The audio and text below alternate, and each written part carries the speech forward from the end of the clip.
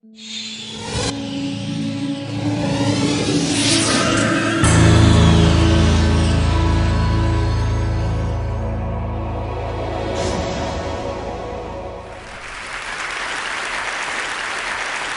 are losing our listening.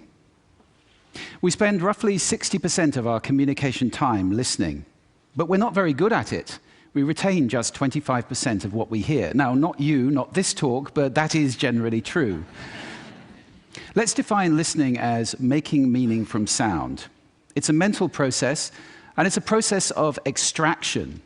We use some pretty cool techniques to do this. One of them is pattern recognition. So in a cocktail party like this, if I say, David, Sarah, pay attention, some of you just sat up. We recognize patterns to distinguish noise from signal, and especially our name. Differencing is another technique we use. If I left this pink noise on for more than a couple of minutes, you would literally cease to hear it. We listen to differences, we discount sounds that remain the same. And then there is a whole range of filters. These filters take us from all sound down to what we pay attention to. Most people are entirely unconscious of these filters, but they actually create our reality in a way because they tell us what we're paying attention to right now. I'll give you one example of that. Intention is very important in sound, in listening. When I married my wife, I promised her that I would listen to her every day as if for the first time. Now that's something I fall short of on a daily basis. But it's a great intention to have in a relationship. But that's not all. Sound places us in space and in time. If you close your eyes right now in this room, you're aware of the size of the room from the reverberation and the bouncing of the sound off the surfaces. And you're aware of how many people are around you because of the micro noises you're receiving. And sound places us in time as well, because sound always has time embedded in it. In fact, I would suggest that our listening is the main way that we experience the flow of time from past to future.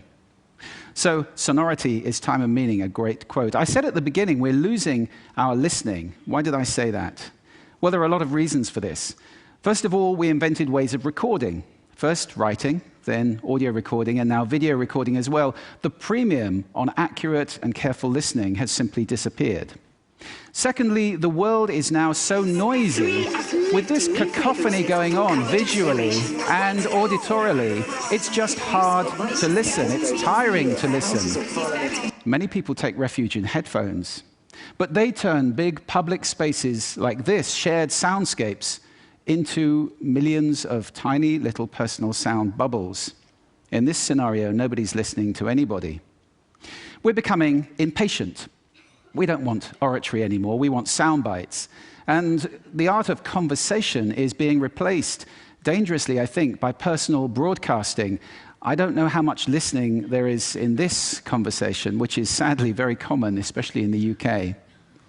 We're becoming desensitized. Our media have to scream at us with these kind of headlines in order to get our attention. And that means it's harder for us to pay attention to the quiet, the subtle, the understated. This is a serious problem that we're losing our listening. This is not trivial. Because listening is our access to understanding. Conscious listening always creates understanding. And only without conscious listening can these things happen. A world where we don't listen to each other at all is a very scary place indeed. So I'd like to share with you 5 simple exercises, tools you can take away with you to improve your own conscious listening. Would you like that? Good. The first one is silence. Just 3 minutes a day of silence is a wonderful exercise to reset your ears and to recalibrate so that you can hear the quiet again. If you can't get absolute silence, go for quiet. That's absolutely fine. Second, I call this the mixer. So even if you're in a noisy environment like this, and we all spend a lot of time in places like this, listen in the coffee bar to how many channels of sound can I hear? How many individual channels in that mix am I listening to? You can do it in a beautiful place as well, like a lake. How many birds am I hearing? Where are they? Where are those ripples? It's a great exercise for improving the quality of your listening. Third, this exercise I call savoring, and this is a beautiful exercise. It's about enjoying mundane sounds. This, for example, is my tumble dryer. It's a waltz. 1, 2, 3, 1, 2, 3, 1, 2, 3. I love it. Or just try this one on for size.